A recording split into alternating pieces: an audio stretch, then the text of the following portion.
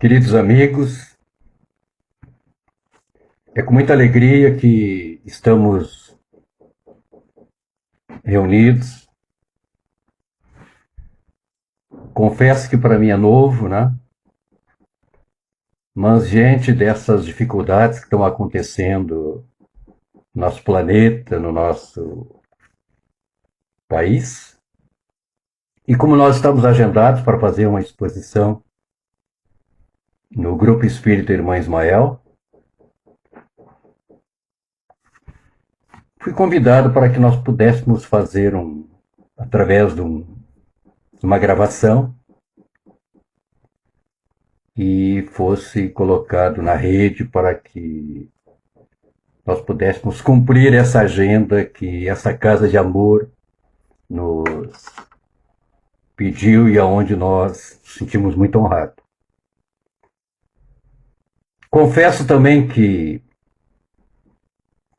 no primeiro momento, eu iria me dirigir ao Grupo Espírita Irmão Ismael, na casa, mas diante dos fatos que estão acontecendo e estão pedindo para que a gente fique em casa, e estou em casa, estou naquele procedimento do risco, né? Tenho 62 anos, e as minhas filhas também, me perdoe colocá-las, pediram para que eu não saísse de casa. Então, aqui estou eu. Então, para mim é novo, né? Então, vou tentar fazer através da minha casa e agradecer a gentileza dessa troca que nós vamos ter. E do capítulo 6º do Evangelho segundo o Espiritismo, nada melhor do que vir a calhar o assunto que nós vamos falar aqui, que já estava agendado. O Cristo Consolador, capítulo 6º do Evangelho segundo o Espiritismo. Para que nós venhamos entender, compreender, Jesus usou muito de simbologia, de parábolas. Parábolas e simbologias era a forma que Jesus trouxe para que nós venhamos compreender. Mas mesmo assim, ainda temos grandes dificuldades de entender e principalmente colocar em prática. Mas nós perguntamos para nós: para que somos consolados? Qual é o objetivo? Qual a finalidade de sermos consolados? Qual o objetivo desse consolo? Por que nas religiosidades buscamos o consolo? Nas igrejas, nos templos religiosos, na casa espírita. Mas nós buscamos o consolo na casa espírita. Por quê? Necessitamos do consolo para que também possamos consolar,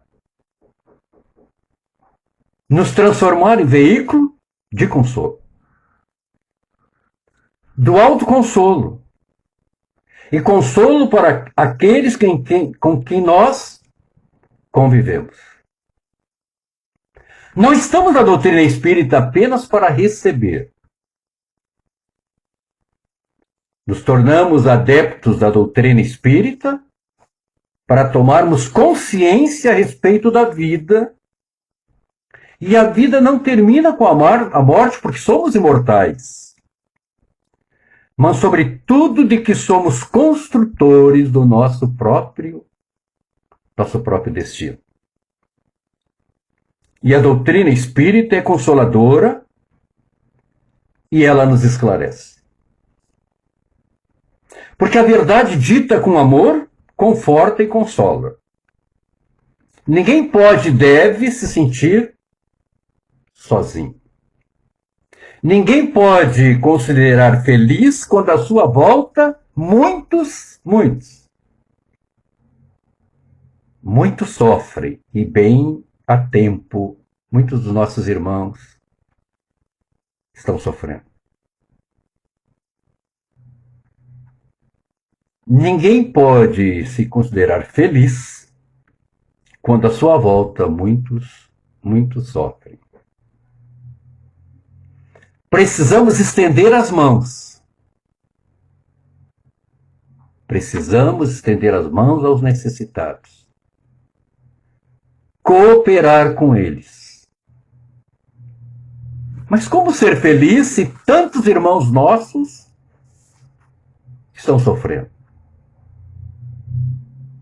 Certa vez perguntaram para o Chico como ele definia a paz. Chico, como tu define a paz? E o Chico, naquela sua calma, diz: a paz no mundo é o reflexo da paz que nós buscamos. A paz é algo que nós podemos doar aos outros sem ter para nós mesmos. A paz do mundo é o reflexo da paz que buscamos. A paz é algo que nós podemos doar aos outros sem ter para nós mesmos. Mas como eu posso consolar se eu estou necessitado de consolo? Como transmitir a paz se eu não tenho essa paz interior? Ninguém, mas ninguém experimentará consolo se não procurar consolar. Quer paz interior? Consola. Esconder suas lágrimas para enxugar as lágrimas alheias. Houve um tempo que o Chico estava passando por sérias dificuldades físicas, financeiras. E resolveu falar para Emmanuel que naquele dia ficaria em casa. Ele não estava disposto. Não estava bem para ir à casa espírita. Não estava passando bem. Emmanuel diz a Chico: enxuga as lágrimas, porque a sua tristeza é sua, mas a sua alegria deve ser das pessoas, deve pertencer às pessoas, portanto, enxugue as lágrimas, vá atender as pessoas no centro, Chico. E assim ele fez. E como nós estamos no dia a dia, na nossa família, no nosso centro espírita, com as pessoas que convivem conosco. E assim ele fez. Porque a doutrina espírita é a doutrina da consolação. Principalmente nós, trabalhadores, estudantes, simpatizantes, diretores, oradores, nós do movimento espírita. Jamais devemos esquecer disso. Enxuga tuas lágrimas, porque a sua tristeza, porque o teu tempo, os teus afazeres, os teus passeios são teus. Mas a sua alegria deve ser das pessoas que precisam de consolo. E a doutrina nos esclarece. Somos egoístas até no sofrimento. Somos egoístas até na dor. A minha dor é maior que a dor do outro. O meu desespero é maior, a minha solidão é maior, o meu desequilíbrio é maior, a minha urgência é maior. Verdade. Somos egoístas até no sofrimento. E esquecemos que à nossa volta existem irmãos mais necessitados do que nós em sofrimento. Os exemplos estão aí agora. Esquecemos que quando estendemos uma mão para alguém, tem sempre outra estendida para nós de volta. Quando visitamos ou auxiliamos um irmão acamado, com dificuldades, esperando de nós um consolo, e ao auxiliá-lo, estamos, quando visitando, auxiliando os seus familiares que lá estão naquela casa, o seu pai, a sua mãe e os desencarnados que amam aquele doente daquele que está necessitando do consolo. E quando forças endurecidas nos tentam nos desviar, nos aguçam em nossos ouvidos, não vai na casa espírita hoje, fica em casa. Quando essas forças endurecidas nos tentam desviar, prejudicar a nossa caminhada, somos amparados pelos amigos dos amigos desencarnados do doente que nós levamos à consolação. E muitas vezes não sabemos que estamos sendo protegidos. O Cristo nos consola. Mas para que nós realmente possamos obter consolo, precisamos arregaçar as mangas, precisamos sair ou deixar o comodismo de lado. Às vezes, tomamos a direção do centro espírita para receber um passe, achando que o mundo espiritual tem obrigação conosco. O mundo espiritual não tem obrigação conosco. Ele age em nome da caridade, ele age em nome do amor, sem olhar a quem. E Jesus já disse, amemo-nos uns aos outros, como eu vos amei. Ame o teu próximo. Se quisermos fortalecer, precisamos ajudar o irmão, mesmo com dificuldade, em condições precárias, e fazer como Emmanuel disse para o Chico, enxugue suas lágrimas. A sua tristeza é sua, mas a sua alegria pertence aos outros. É assim que o Espiritismo nos consola, que nos esclarece, nos orienta, nos fala a verdade. E a verdade dói. E não estamos habituados a ouvir a verdade. Não estamos habituados a ouvir a verdade. Voltando na época de Jesus, percebemos que, através dos estudos, que aquela época não eram dias fáceis. A crucificação de Jesus, os discípulos ficaram apreensivos, com dúvidas. E agora? O que será de nós? Nosso mestre amado se foi. Como fazer? Como agir?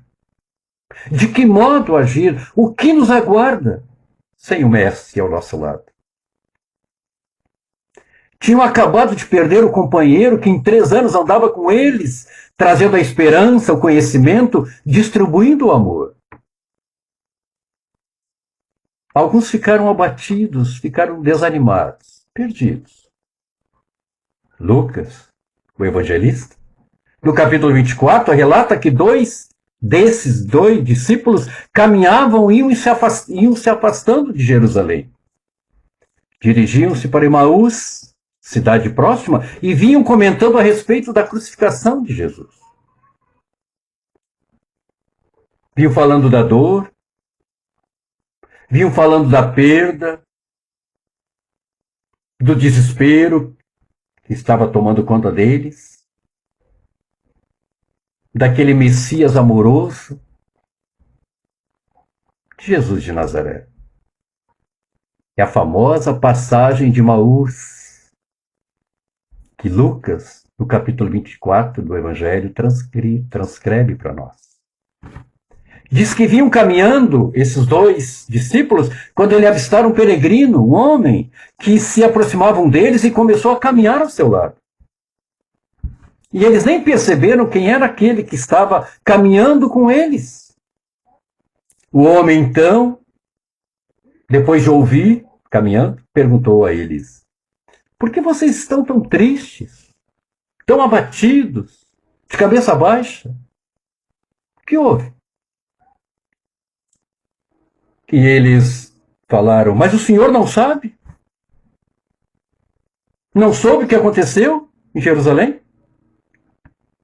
Crucificaram Jesus de Nazaré, o nosso mestre, aquele profeta de amor que só fez o bem? O homem disse: sim, eu soube. Mas por que vocês estão tão abatidos? Por que estão tão de cabeça baixa? E começou, caminhando ao lado deles, o homem vai explicando, orientando, abrindo a mente dos dois discípulos, tirando eles daquela sintonia de desespero, auxiliando, consolando, levantando a moral, e diz: preguem, segue o ensinamento deles, continue a sua obra.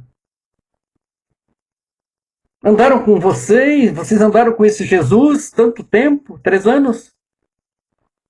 Continue a mensagem dele.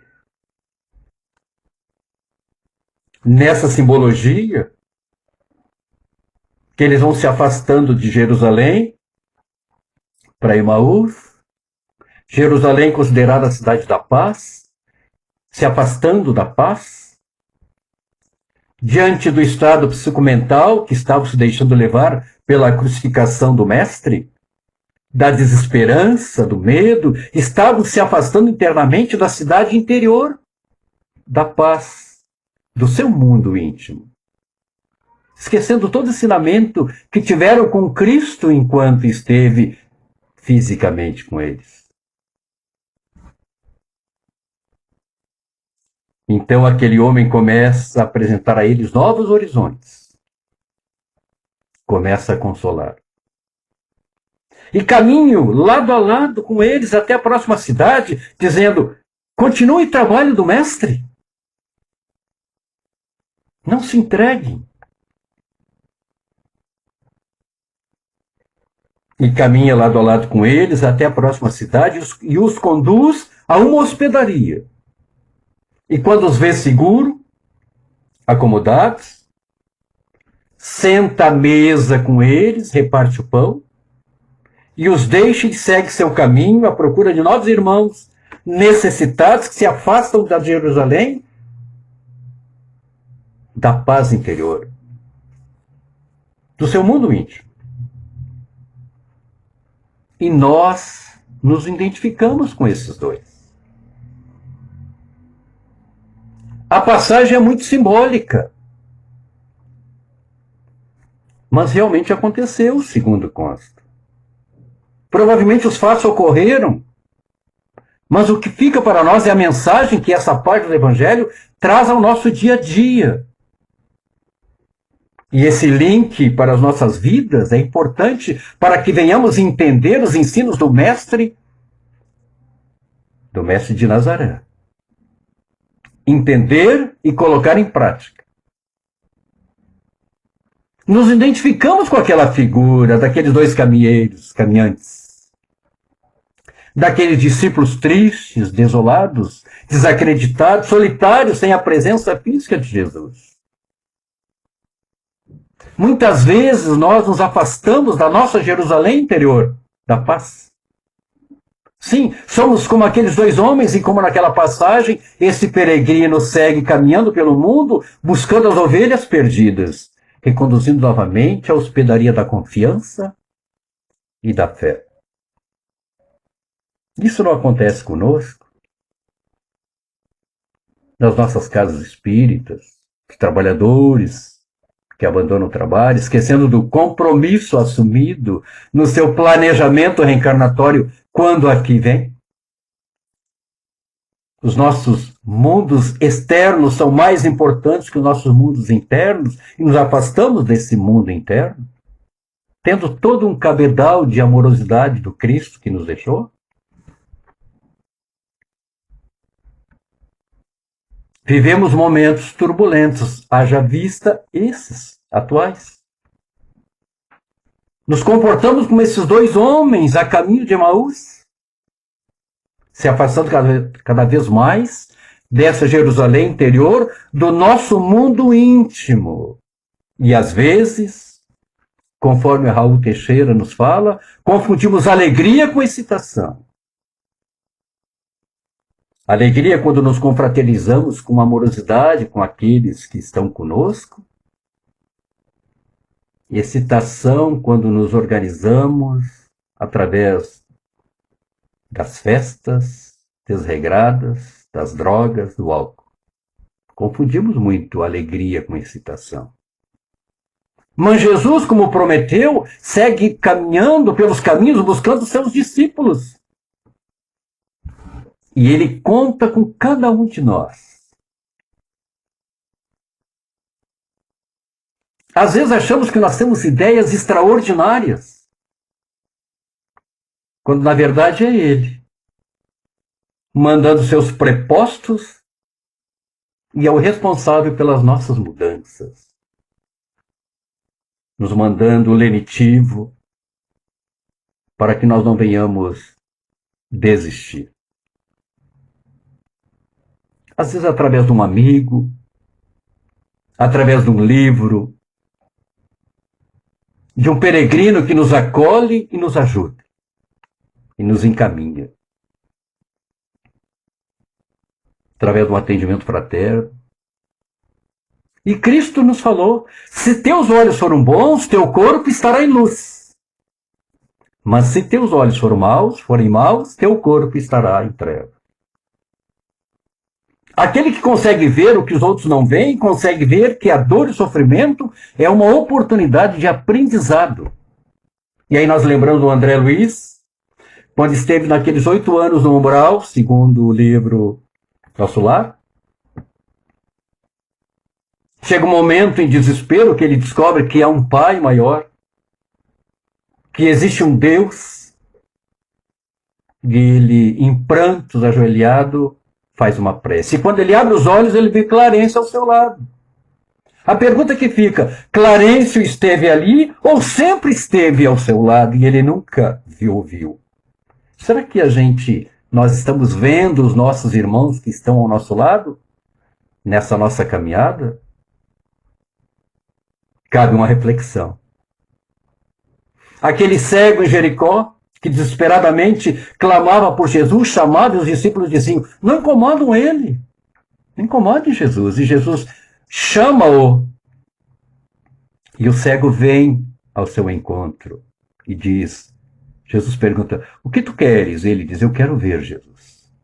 Mas o que significa esse ver para nós?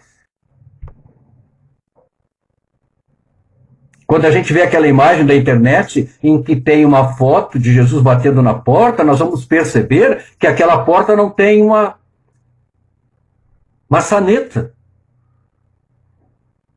E sim por dentro. Porque nós temos que convidar Jesus a entrar, nós temos que abrir a porta para que Jesus entre. Jesus está sempre à nossa disposição, esperando que nós o convide para estar conosco. E quando aquele cego pede para ver, a gente se pergunta, nós estamos vendo o que acontece ao nosso redor? Estamos consolando quando abrimos nossos olhos e começamos a entender que o outro é nosso irmão? Apesar somos individuais, nós precisamos um do outro nessa diversidade, com as nossas diferenças, nós precisamos aprender com o outro.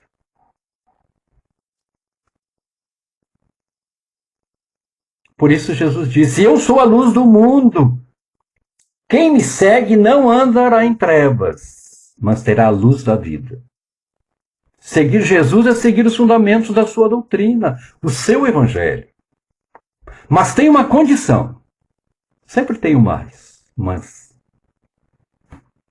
nós não podemos estacionar. Não podemos, no meio do caminho, sair. Porque as adversidades virão. As dificuldades acontecerão. Enxugue tuas lágrimas, Chico. A tua tristeza é tua. Mas a tua alegria é a alegria do outro. Vai e continue tua caminhada. Absorve os ensinamentos que a doutrina te trouxe. Absorve o ensinamento do que o Cristo e vão pregar. Continua a obra do Cristo. Não abandonar Jesus. Não abandonar a casa espírita. Não abandonar a evangelização, os estudos. Ser solidário. Quando nos dispomos a caminhar com Jesus, a nossa luz interior começa a brilhar. E trabalhar para Jesus exige sacrifício. Não é fácil. Mas primeiro deve partir de nós. Vida é doação. É pedir para Jesus: Senhor, me ajuda a ver o meu irmão que precisa tanto de consolo. Senhor, me ensina a ver. Está tudo ao meu lado apenas, Senhor. Me ensina a ver, quero aprender a ver. Será que eu vejo? Será que eu estou vendo? E essa caminhada que Jesus faz conosco é igual àquela dos discípulos na passagem na estrada de Emaús.